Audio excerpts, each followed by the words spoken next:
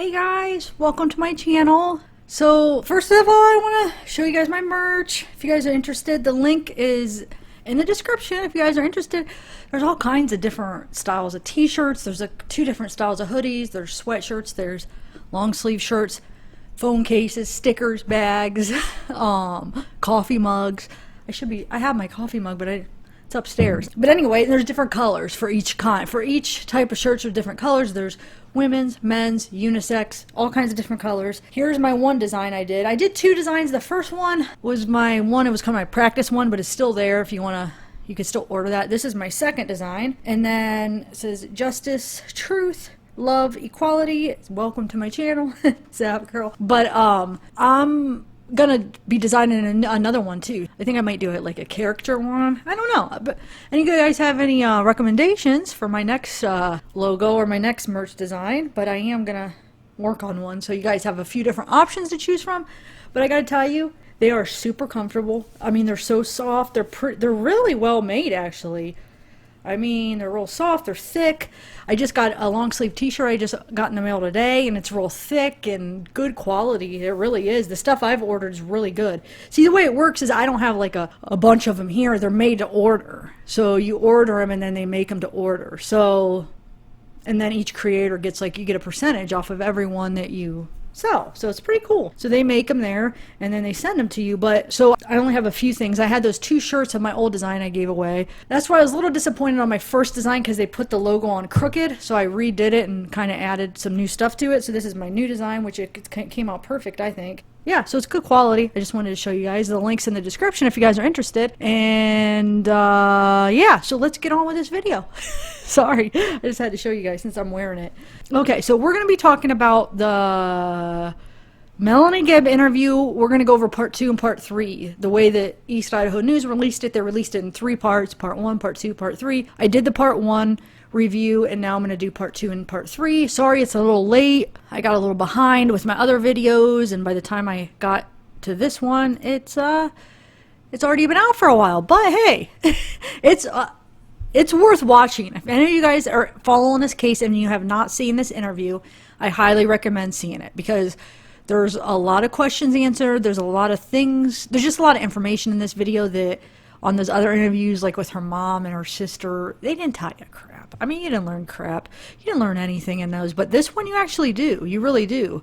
So it's kind of like an inside look, because it sounds like, I mean, this Melanie Gibb.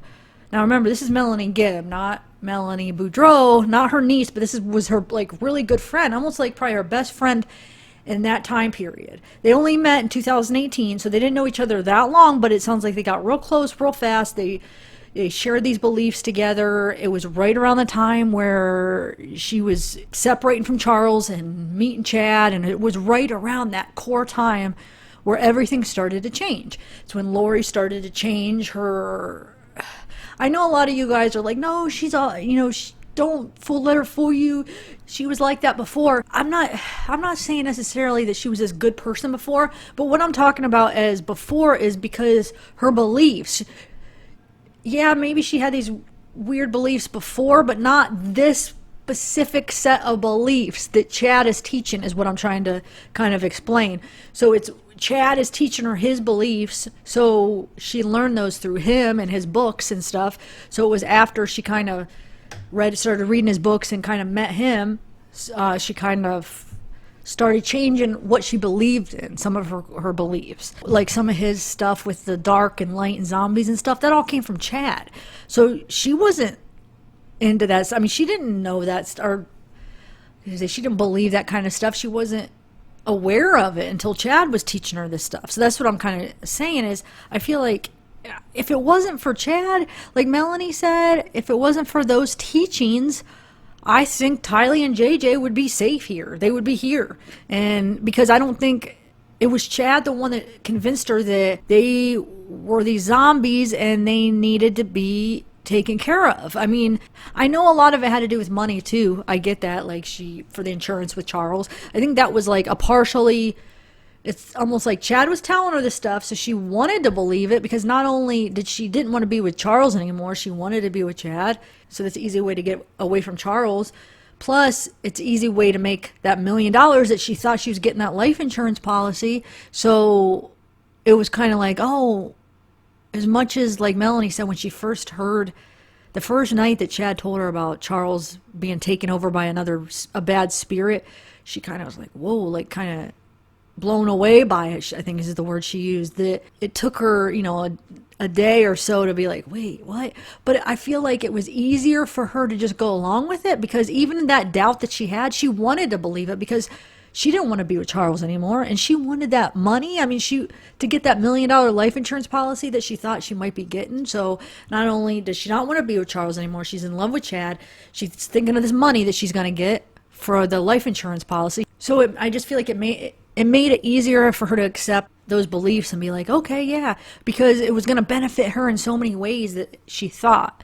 So it's like, oh yeah, as much as she probably had those doubts, like, what the heck, zombies, she probably wanted to believe it, because think about it. She's in love with this guy, and he's saying that. It gets rid of her old husband. It gets her this life insurance money, so she thought. So I feel like it was just easy for her to believe that, and was it right? No, I'm not saying it was right, but it was almost like, even if she did have doubts, it was like, well, I'm going to go along with it because, hey, I get to be with the man I love. I get this money. So, and then it got out of hand, and then it moved on to her kids. And then she was, I don't know. I think she was just so infatuated with Chad and just got greedy too, because she was looking, I don't know, for $6,000 a month to get rid of your kids. You wouldn't think that she just did that part for the money, that she actually probably really did somewhat believe Chad, because, to get rid of your kids just for, $6,000 a month is a lot, but not, you would think that she probably really did believe it to an extent. I think that I do think Lori believed it to an extent, and any doubt she had, she just let it overpower the love and the infatuation she had with Chad. She just kind of let all those doubts go away, and the greed take over, and the selfishness take over. I know a lot of you guys seen this, but what I'm going to do is, because what I did with the first part, go through what was said and then my thoughts on it. So this starts at part 2. But wait, let me just say one thing I wanted to mention. Did you guys see that quick, minute and 20 clip of Nate and Melanie? I'm going to play it here. I'm here with Melanie Gibb. What an interview. Wow. How do you feel? Mixed emotions, actually. Yeah? Part of me is a little nervous about what everybody's going to think. And part of me is relieved to be able to share what's needed to be said. So, somewhat of relief and somewhat of some nervous energy. 4 hours ago, I had no idea what she looked like. I have no clue. I don't think anybody. I was hidden for a long time. She has been hidden for months. She said in a cave, right? In a cave, basically. In a cave, but she has come to the light, so to speak. And we had a very interesting conversation, and I will say that you were honest. Your truth came out, and we look forward for you to see it, because it's pretty compelling. You know more about Chad and Lori and their relationship and beliefs than probably anybody on the earth. I do. So, hope you can watch the interview. Anything you want to say? Be kind to listen. Don't be too judgmental. It was hard to share it, but it needed to be said, and I need to do it for those that have passed on and those that have been hurt by it. And I hope that you glean something from it, and also have sympathy for those that are very deceived.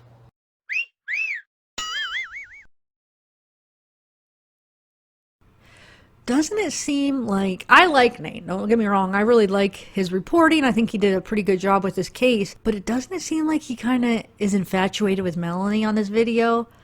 On that part, when you're watching the interview, you just think, oh, he's just doing a good job with the interview or whatever. But then you see that part that they show, and it's like, watch the way he looks at her and stuff. It's almost like he is mesmerized by her or something. He really is digging her. And I don't know if it's more than just, I don't know if it's just he's just kind of intrigued by her, or if it's more than that, but it just seems like he really likes Melanie. He said, I don't know far it goes. It might just be they just had this good chemistry or whatever. But I just noticed how he was looking at her and how kind of he was acting. So, well, only down here for about 10 minutes and already starting to get stuffed up. So I'm sorry if I'm sniffling into the microphone.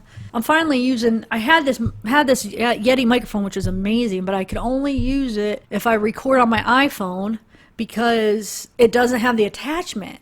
So I looked online, I'm like, well, how, it doesn't attach to most cameras because it just has a USB cord. So I was like, how do you get to use it with your video? So what happens is you record it separately. So I'm going to try, you record it separately from the video, and then you match up the video with the audio. So hopefully I can match it up good. Hopefully it works out good. But I really want to use, the sound quality is a lot better than this microphone or the microphones on the camera because there's like an echo and stuff. And this was like the most highly recommended microphone for like YouTube podcasts and stuff like that. And it's a shame that I barely get to use it. I only use it when I'm recording on my iPhone, and I can't do it that often because I never have room on my iPhone. So it's like I have this nice microphone, I never get to use it because it doesn't hook up to the camera. So like I said, I guess a lot of creators do is they record it separately and then they try to match up the audio with the video. So we'll see how that goes. I hope it works out. So my point is though, if I'm it's better sound, so you could probably hear me sniffing more and all stuffed up.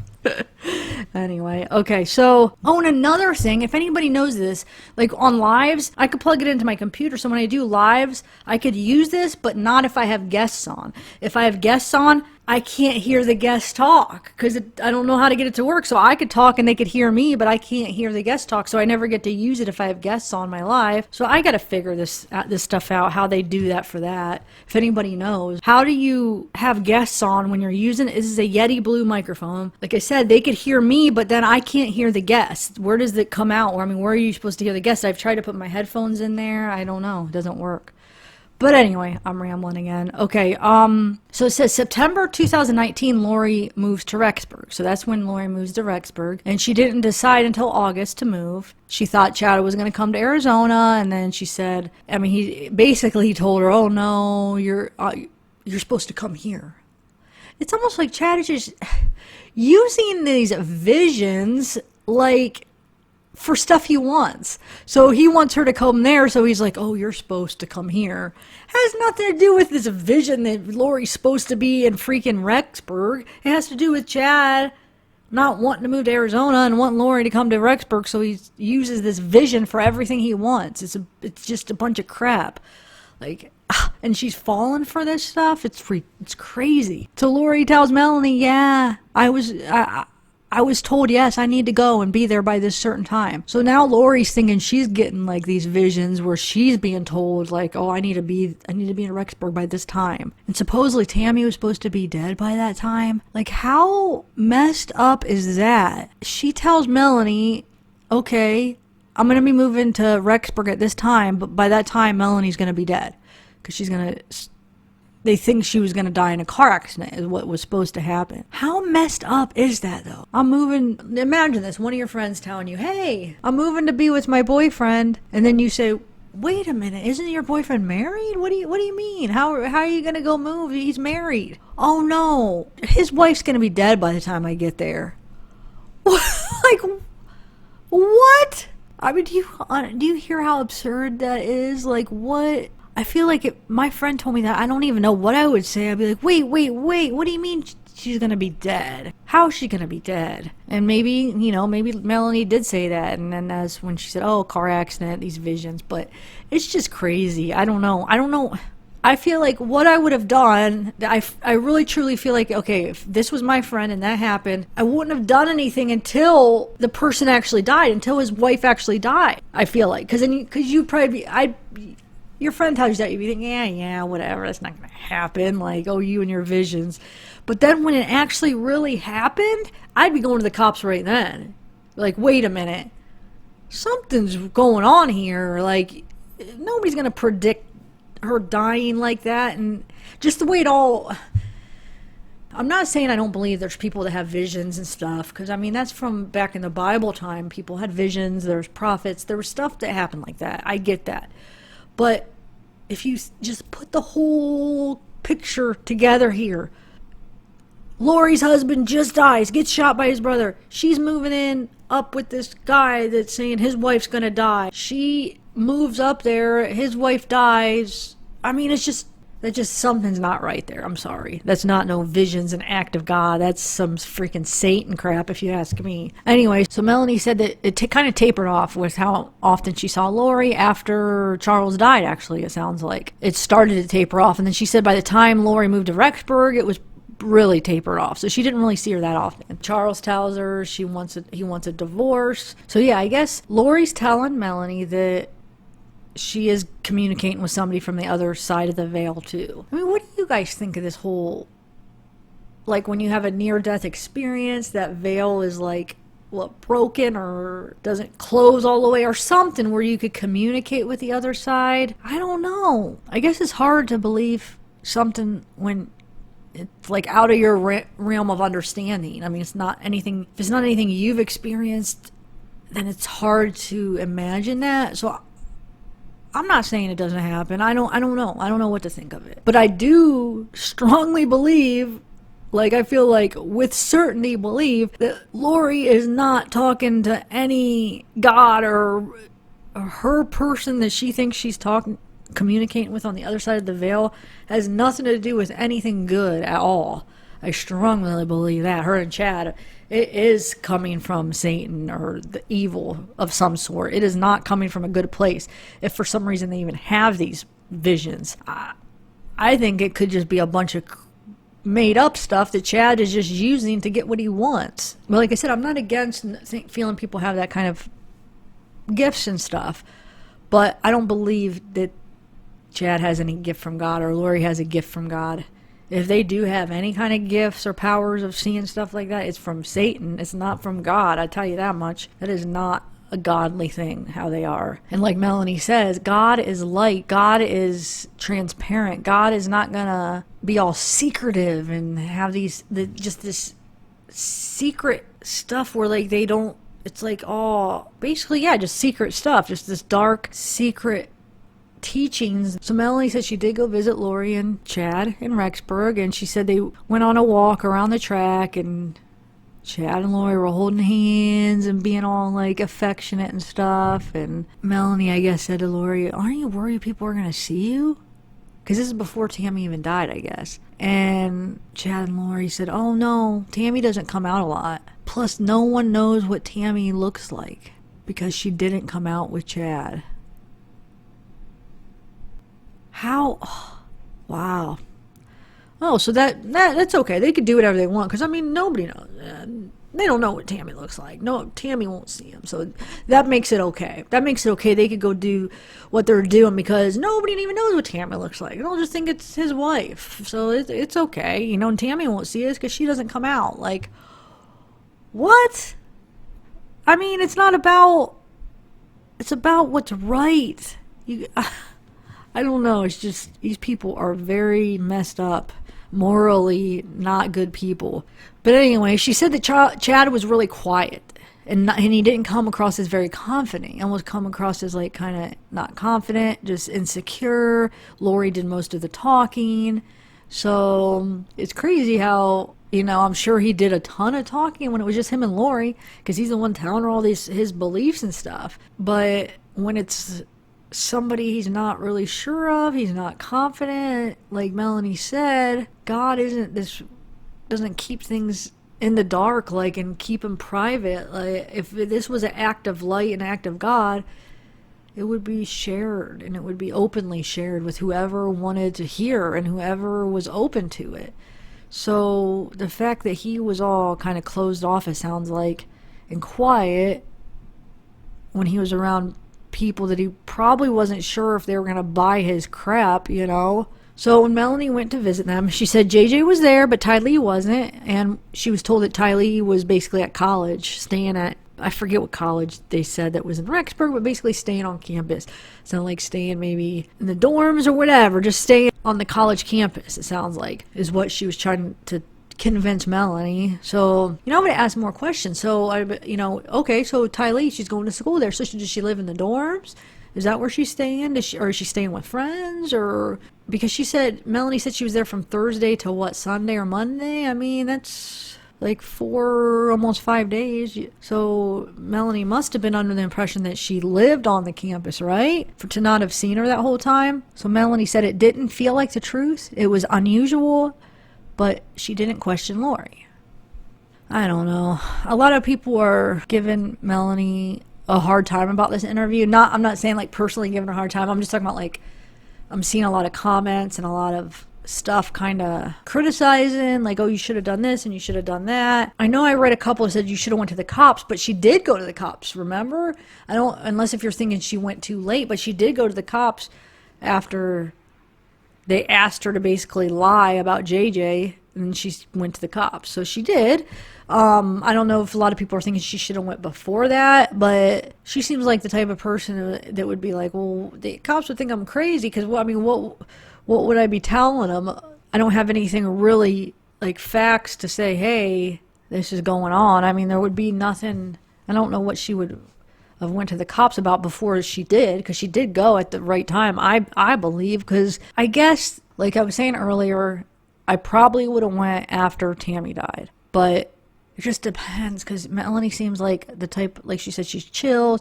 She seemed like the type that's just almost like she is kind of insecure and kind of goes with the flow, kind of would feel weird going to the cops with something like that before they would even have thought anything. Yeah, she did go to them, but this was after she knew, okay, there's something going on for sure. They're telling me to lie about JJ, but I'm talking about before that, it would be, I don't know, she probably would feel like, well, I don't have anything to really, almost like she just feel embarrassed. Like she said she was almost embarrassed telling him when she did tell him and what she did tell him. So I think just like that embarrassment of some of these thoughts and stuff. So the fact that Tylee wasn't home that whole time, Melanie said it was weird. It didn't feel like the truth. It was unusual, but she didn't question her. She said JJ was home. Basically, JJ was there the whole time. She said when she went on that walk with Chad and Lori that JJ stayed at home with Alex, and I guess that whole time Lori never mentioned anything about Tylee. But they talked a lot about JJ, I guess. So, this is where it gets kind of interesting here. So, she said that JJ turned into a zombie the day before Melanie got there. And so the whole time, I guess, she was pointing out things to Melanie, like, oh, look how he's doing that. Look what he's saying. But Melanie's like, it seemed normal to me. That's how he's always acted. That's what he's always done. I mean, she didn't see anything, she said. I mean, I think I would have to laugh if my friend was like, my son's a zombie, look. Like, I mean, it'd be sad, I mean, but it's just so ridiculous that you would almost have to laugh about it. Be like, Lori, what are you even talking about? A zombie, what? But like I said, Melanie, like, I feel like just was that non-confrontational, went with the flow, even if she didn't totally believe it, she didn't argue, she just kind of like took things in, like, oh, okay, just hearing everybody out, just listening and not really saying much, and she just seemed like that type of person. So she said the first time that Lori talked about the zombies was with Charles, how Charles was the zombie, but she said at first they didn't use the word zombie, they kind of just said that they were dark or they were taken over by a dark spirit. So I guess, like I was mentioning earlier, Chad had called her on the phone and told her about Charles. It was the first time he had mentioned anything about this zombie stuff. Melanie was actually over there at Lori's house when Chad called her and was telling her how Charles basically was no longer Charles. His body got taken over by an unclean spirit that was friends with Charles when he was on Earth, but then passed on. So this unclean spirit on Earth has taken over Charles's body, and his name is Ned Schneider. Now, supposedly he was friends with Charles. When Charles mentions that to the cop, he's like, I have no idea who that is. So I don't think there was a Ned Schneider that was friends with him, because wouldn't Charles know, like, oh yeah, that was my friend that passed away? Did I understand Melanie right? Wasn't she saying that Chad told Lori that it was one of Charles's old friends that passed on, and that it was an unclean spirit? Didn't seem like Charles knew a Ned Schneider. But anyway, she said Lori seemed blown blown out by it. That's how she worded it. She seemed blown out by it at first. And then, like, I think it was her wanting to believe this because it would have been easier just to believe it then. Not only she'll get to be with Chad, she's believing Chad, so it'll be easy, you know, just go along with Chad. She gets to be with him. Doesn't have to worry about Charles. She'll get that $1 million life insurance policy. It just seemed like it, as much as she was like, well, that's kind of weird. I feel like it was just easier for her to just believe it. And then Melanie goes on to say how Chad had influence on people because he had visions. She said you tend to believe them more because they know more and see things. That not everyone has the gift to see things. So when you don't have that gift and somebody does and they have visions, that you tend to believe them more because they know more things. It's almost sounding like she does believe that he does have these gifts, which I feel like she does kind of contradict herself because she talks about how almost like she's saying that she kind of, you know, does believe that he does have this gift, but then she mentions later that she believes that this gift came from Satan and it's not a gift from God. So I guess maybe she's just saying he does have this gift, but it's a bad gift maybe. Is that what she's trying to say? That she does say how she still loves him and stuff, which I don't know why she would, well, I don't know if she's just saying it like, oh, you know, I just love everybody. You have to love and accept everybody. Or if she's specifically saying that she loves him still. Not, I know not like in a romantic love, but like as a friend. But it doesn't seem like they were ever like, ooh, that close. Like, it sounds like all their interactions, she was talking to Lori and he was just kind of there all quiet. So why does she love him so much? But like I said, maybe it's just her general statement. She loves everybody. So yeah, Lori told Chad that gift has been manipulated by Satan. So remember when Melanie says basically that she told Chad that too? It was almost, she was insinuating that Lori told Chad that his gift maybe was possibly manipulated by Satan. That's what she was referring to, right? When she said, well, even Lori told him that. I think. So that's kind of weird that for her to even have that thought that this could be manipulated by Satan, and then for her to still carry out and do that to Charles and her kids, that's messed up. But that's the power of Satan, maybe. I mean, maybe it took her over her too. It took her soul over somehow because she was in love with Chad and she just got sucked right into it because he was controlled by Satan. Who knows? But I'm sure that's how Satan works. Draws you in. So I guess Chad would sit in his portal and receive revelation about people. Lori tells Charles and Charles becomes worried. So Lori told Charles about him being basically not him. That Charles wasn't Charles anymore and Ned Snyder took him over. So Charles becomes worried, not that she's right, that there's something wrong with Lori, that she needs some help. So Melanie said Lori was evaluated and told she was not mentally ill. She passed the evaluation with flying colors, she says. And I guess Melanie says that she said to Lori, why do these things keep happening to you? Drama after drama. Why is everyone in your life turning into zombies? And Lori says, see, Lori thinks she's just so important here. She's just so important with God, and Satan really hates her because I guess she's exalted to a high level. She's at a really high level in her exaltations or whatever. I guess she's at such a high level. She's been exalted to such a high level that Satan is really after her. She's very, powerful in God's eyes, I guess. So Satan's really after her. I mean, this is what she believes, or I don't even know if she really believes it. This is what she's saying. So Nate said, so anyone who disagreed or gave her a problem would be considered a zombie? And Melanie said, yeah, pretty much, or be considered dark or a little different. So then Nate said, so I heard Lori knew how many zombies were in every state. Is that true? Melanie said, yep. And he said, so she could tell who was and wasn't? And Melanie said, well, she didn't know the names, but Chad would give her the number, and it was their commission to get rid of all the zombies before tribulation. And Nate said, well, how did they get rid of them? And Melanie said, some prayer. They say a prayer in the portal and come out and show the numbers have decreased. Okay, so yeah, that's another one of Chad's manipulations, I feel like. So probably saying, okay, I'm going to go say a prayer, and He comes out, and probably just to make, Lori, oh man, this guy, he is powerful. Wow, he really does get revelations. Wow, he knows what he's talking about. Oh my God, look, the numbers. We got like 10,000 last night. Oh my gosh. Something has to really be seriously, well, no. I mean, how many people get sucked into cults, though?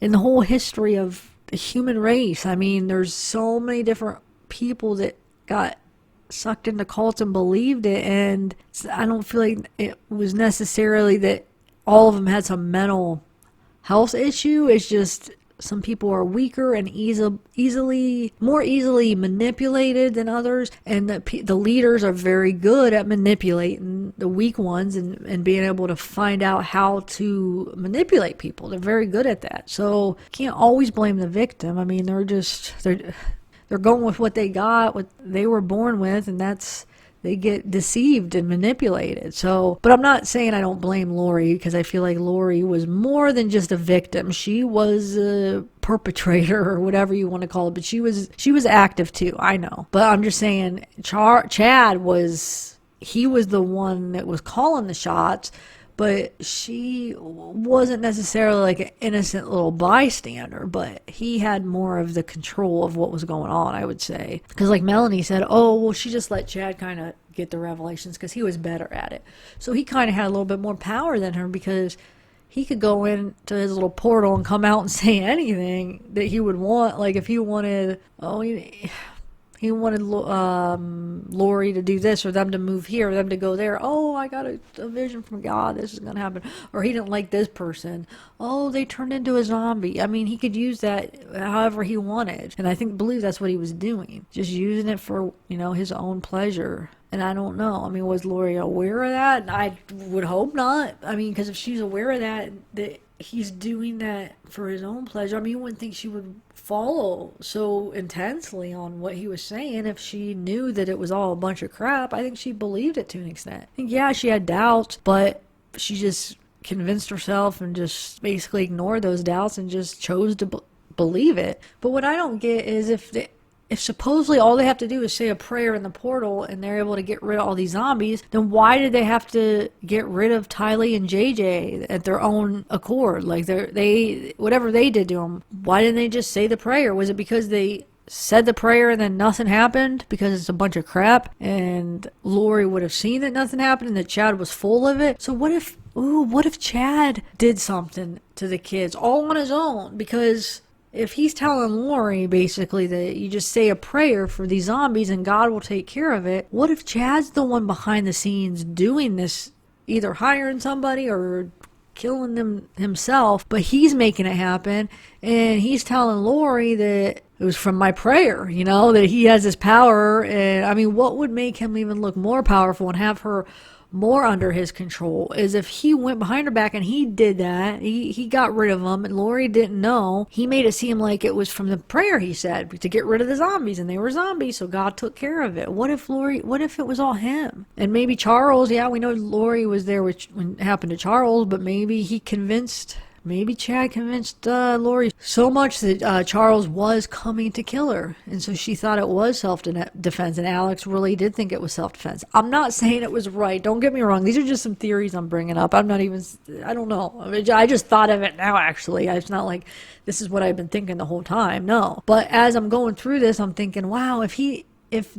Lori's saying this, but maybe she's just telling Melanie this because as far as like saying a prayer to get rid of them, maybe she's just telling Melanie this because she doesn't want to tell what they're really doing, that they're actually acting this stuff out and getting rid of people themselves. I don't know. Or what if it's true and Lori thinks that Chad is just going in the portal saying prayers and then it's getting rid of the zombies, but in the meantime, in order to keep that belief system strong, and Lori right there in his grips where she's just really believing him, or think about it. Oh yeah, said a prayer for them to get rid of the zombies. All of a sudden, Tylee and JJ are gone. They just disappear, and then JJ and Tylee's real spirits, they passed on into the next level or whatever they believe, and they go to the next level after they graduate from the earth or whatever they believe. I mean, it's a possibility.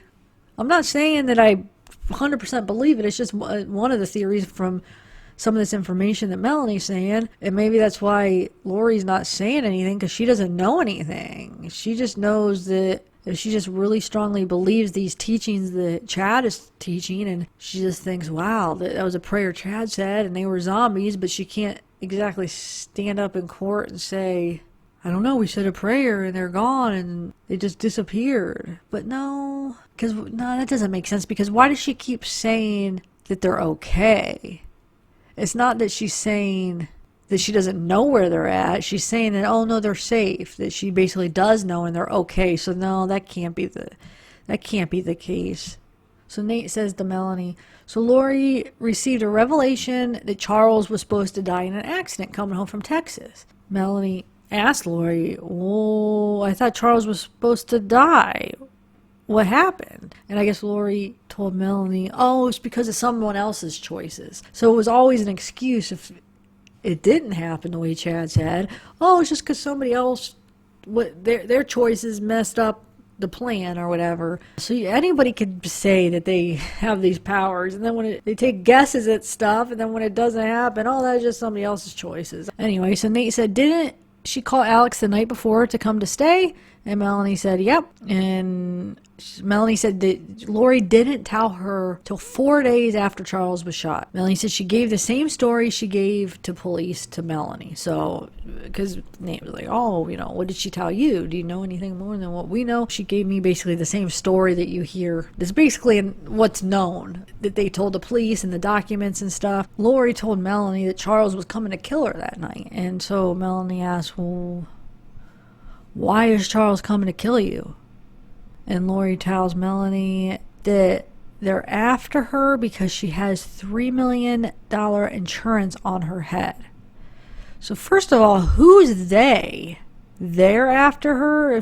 So Charles is coming to kill her. Who's they? I know she thinks Charles is Ned Snyder. There's still only one person, unless does he think that Ned Snyder is working with Kay? Because we hear later how Lori thinks Kay's a zombie too. So I don't know. And the $3 million insurance on her head? Did Chad tell her this lie? Like, oh, I don't get it. Why would she think that she had $3 million insurance on her head? Did she even think that? And if she didn't, why did she tell Melanie that? Wouldn't Melanie see that she was lying about that when she didn't get the $3 million? But anyway, so she talked about Charles having the $1 million life insurance, and she told Melanie, oh yeah, when he dies, that she'll get it, Lori will get it. But she wasn't 100% sure if Charles switched it, though. She was hoping that she would still get it, but she wasn't sure because she thought, had this feeling that maybe he switched it to Kay. So I guess when Lori did find out it was switched, she was not too happy about that. But like I said, Lori also believed that Kay was a zombie. I guess Lori does tell Melanie that she will get something from Charles dying. So I don't know. Melanie mentioned something about Medicare. I don't know. I'm not sure what she's talking about. Like insurance? Is that what she's talking about? Or does she get something else from him? I know it comes out that, yeah, Nate says she was getting money from JJ and Ty Lee. So basically from JJ's disability and Ty Lee from her dad, Joseph Ryan, dying. So she was getting $6,000 a month from their checks, which should have been going to them, and they weren't even around anymore, and she was still cashing their checks, because we saw in court where the prosecutor said she was still cashing their checks after they hadn't been heard from. So I guess Melanie even asked Alex Cox about the zombies, and Alex says, I 100% believe it. Alex 100% believed the zombie theories that Chad was feeding them. But Melanie said she thinks that's why he shot Charles, because he thought Charles was a zombie, so he was gonna kill him, and he was a zombie, so that's why he shot him. He wanted to protect his sister. That's what Melanie said now. So sorry, this keeps bouncing around just because the interview kind of goes back and forth. So they go back to when Lori tells Melanie that JJ's a zombie, when Melanie went to visit him in Rexburg, and how Lori was pointing out things to Melanie, and Melanie was trying to discern, is okay what he used to be like, what he's doing now, is there a difference? And she's like, he looks normal to me. And Melanie even says that she don't believe that Lori even believed it completely. She really thinks that Lori was doubting it too. I guess Lori had told Melanie that Chad is better at getting revelation, and that Lori used to get a lot, but now she's not. So she relied on Chad. So I wonder why she thinks she's not getting the revelation now. Is Chad telling Lori that, oh, you're not going to get as much revelation now because I'm getting it? Or, I mean, why the change? Is it something that Lori actually felt, oh, I'm not getting as much? Or did Chad somehow convince her so he could have the power and they could go by his so-called revelations, so he could basically tell her what to do? Because if she was getting revelations too, then how is Chad going to overpower it with his and be like, well, nope, that's not what I saw. My revelation says this. So maybe Chad somehow convinced her that she wasn't going to get him anymore or something. So they could go by his revelations, basically, is what I'm saying. So anyway, so Melanie thinks Chad is the one that told Lori that JJ had become a zombie, which, yeah, I mean, as soon as I heard that, we all heard that. I'm sure we all thought, oh, yeah. I mean, he's the one that talked about Charles being a zombie. So yeah, of course, he's the one with these zombie theories now that we see it was him. So Melanie didn't think Lori would do anything to harm JJ, though. So I guess Lori even told Melanie that JJ was in their way of their mission and they need to send him to K. So JJ was basically in their way of the mission, whatever mission. They think they're doing this mission for God, which is, they're working for Satan, in my opinion. But anyway, so JJ was in their way, they said. Lori said, oh, he's in our way, so we're going to send him to K's. Which, that's what I don't get. If JJ was in their way, or they just didn't want to deal with JJ anymore, whatever the reason, why not just send him to K's? Was it really about his social security check? Do you think that's why they didn't want them to get that social security check or something every month? I mean, why not just let Kay take care of him rather than get rid of him? I mean, that just doesn't make sense. She's willing to. I mean, he's getting in the way of your mission. Why wouldn't Chad and Lori both just say, yeah, let's just send him there? Really? Just for his check? That's what I'm thinking, just for that money every month. So anyway, she said Lori wasn't sure if Kay would receive him. But if you read the emails, I mean, it sounds like Kay said she wanted him. So just let him go there. It just doesn't make sense. So Melanie thought he was going to Kay's house. That's what she said. So Melanie left Rexburg after visiting them, thinking that JJ was going to go to Kay's house. So Melanie did say she did talk to Lori a few times after she visited her in Rexburg, and Lori did tell her that JJ was at Kay's. So she even came up with this story, like, oh yeah, Kay met us at the airport and picked him up, like, the whole story. What a freaking liar. So she said it's about Thanksgiving time, a few days before Thanksgiving. Melanie said that she thought JJ was safe, and she got a call from Chad. It was 2 days before Thanksgiving. She gets a call from Chad, and he says, hey, this is Chad. When the police call, don't pick up the phone. And Melanie said her heart just dropped. I mean, she knew something was wrong. And Melanie said, what? And Chad said, yeah, the police are over at Lori's checking on JJ. And Melanie says, isn't he with Kay? And Chad says, no. And Melanie said she just knew something was wrong. She just knew. I mean, there's just something not right. But she said she didn't understand, because when you believe your friends are good people, you don't believe they could do something like that. And she said she never thought that Lori would do something to her own kids. She said that Chad sounded very nervous and scared.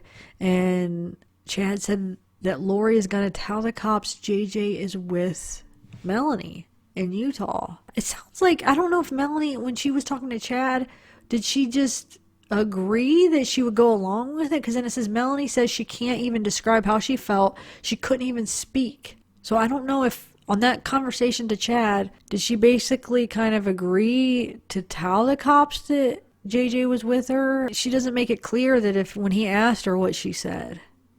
I know she didn't end up saying it, but it's not clear that in that conversation when he said that, if she said no. It sounds like she just went along with it. It's like she couldn't even speak, so she just kind of didn't say much. But anyway, she did say that she did talk to Lori after that, and I guess Lori said that the reason that I guess she didn't let Kay take him is because Kay is trying to kidnap him. But how do you kidnap somebody that's going to be taking care of him? I mean, if you want her to take care of JJ because he's in the way of your mission, And she doesn't need to kidnap him because you're just going to let her take care of him. So that wouldn't be kidnapping, and it doesn't make sense. So Melanie says, well, how do you know that as far as that Kay's going to kidnap him?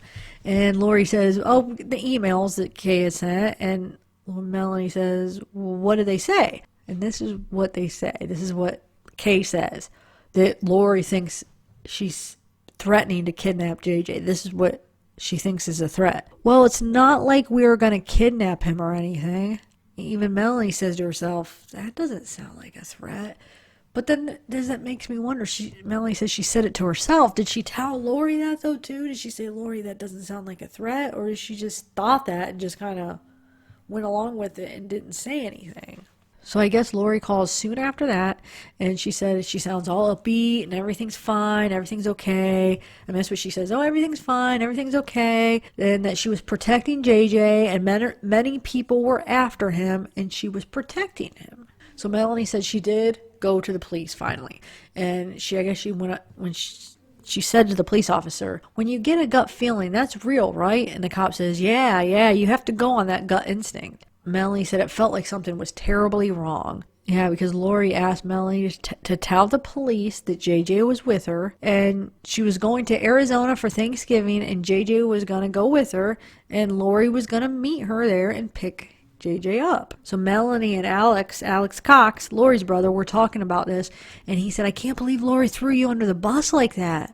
And Melanie said, I can't believe that either. That wasn't smart. That's what Melanie's response is, that wasn't smart, which, I don't know, I mean, yeah, it wasn't smart, but that also wasn't, I mean, there's something wrong here. Who cares about being smart? Who cares about if she's going to get in trouble? It's a matter of what the heck did she do? You don't want Lori to be smart and get away with it because, I mean, you want to protect the kids. What the heck did she do with JJ? Lori told Melanie that she told the police that Melanie was at the movie Frozen 2 with JJ, and for Melanie to get her cell phone out and take a picture of random kids to make it look like that JJ was with her. And Mel said, no, I don't make up stuff like that. So I'm not sure if she actually said that to Lori. No, I don't make up stuff like that. I don't know, but I know she didn't lie to the police. But I'm not sure if she told Lori that she wasn't going to do it. But that Lori, oh my gosh. It just shows you her mentality. Lori's like how she would lie and stuff that she would do to deceive people. Take a picture of the kids and act like one of them is JJ basically. Oh, anyway, Lori and Chad were supposed to go on a trip with Chad's kids to California for a family vacation. So police called a half hour after. I'm not sure if she's saying that they called a half hour after they left for that trip. I think that's maybe what she was saying, because I'm pretty sure they didn't ever go on that family vacation, so it must have to do with something about the police calling after.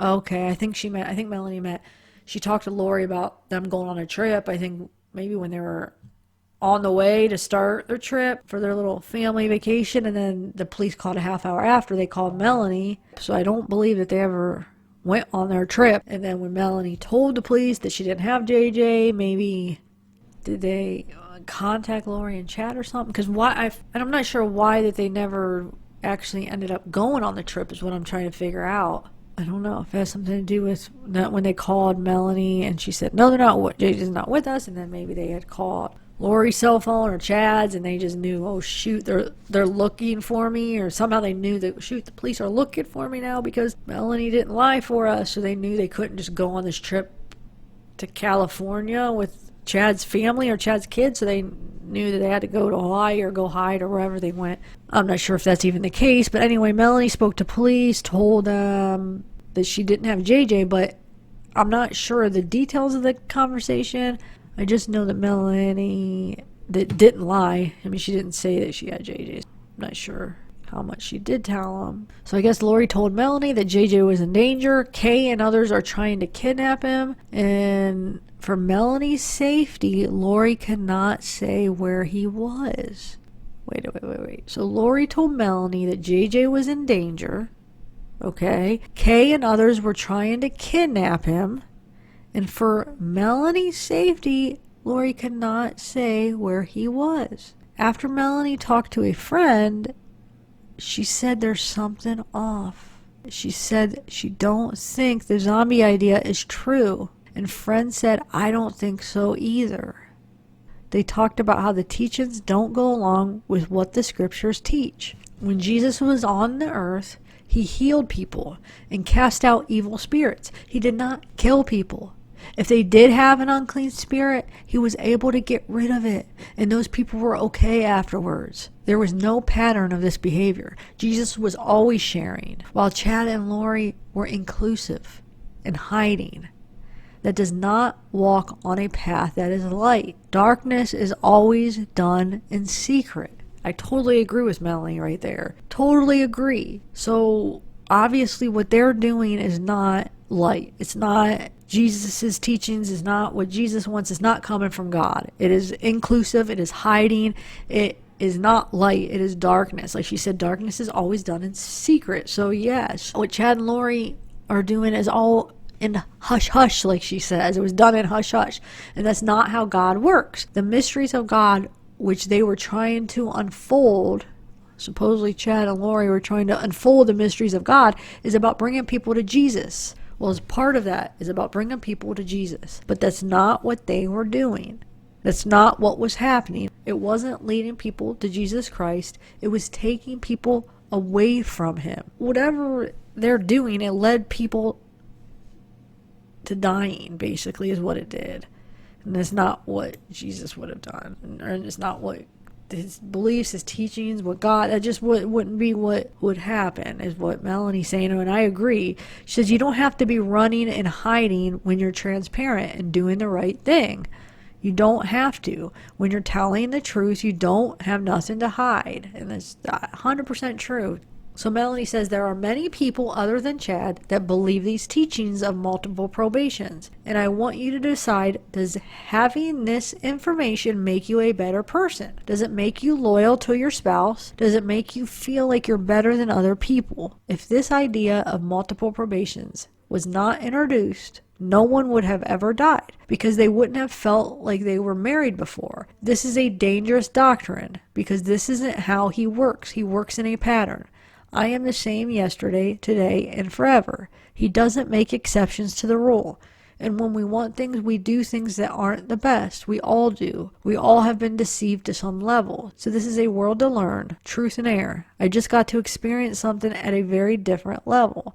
I got to see a secret combination unfold in front of me. I got to see it with my own eyes. I didn't see anyone die, but I got to see the workings of it. So that's what Melanie was saying. It makes sense to me. I think she made a lot of sense. And she said that everything Melanie shared with cops was before anything came out in the news. She's saying, everything I shared was before anything came out in the news. So people can say that she just learned this from other things maybe, and Melanie says no, I didn't, because this was from back in December, so that this wasn't out in the media, this wasn't out in the news yet. So when she went to the police and said all this stuff, there would have been no way for her to know this from the media or anything. The only way for her to know this is from Lori. And she said there's written documents from when it's documented when she went to the police. So she's basically saying it's true. This is really what happened.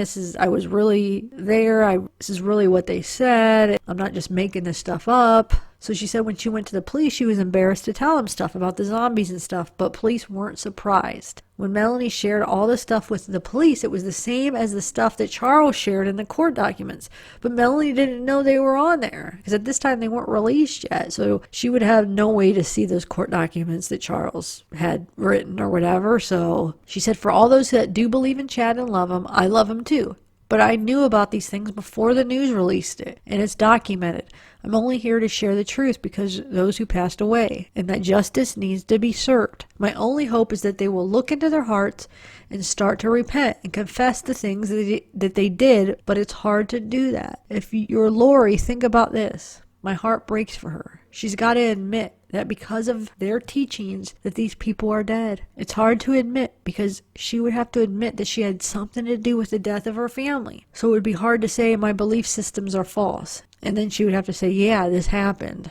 She's in jail and doesn't get to be with Chad, who she loves. That's what she wanted so badly. It was a fatal attraction that led to their separation and people passing away. It's a tragic story. So, yeah, I mean, I get what she's saying. She's saying if Lori would basically admit that these beliefs are all false and everything was just basically made up stuff by Chad, and it was all not, or coming from Satan or whatever, it just wasn't from God, it just was all either for Chad's benefit, Satan's, or whatever, then that's going to be hard for Lori to admit that, because basically she would have to admit her own kids' lives were taken and Charles' life was taken for something that wasn't even real. All these lives, all these deaths were for nothing, for made up stuff from Satan or Chad or whoever, however you want to look at it, but it wasn't from God. It wasn't done what she thought the purpose of it. It was all fake.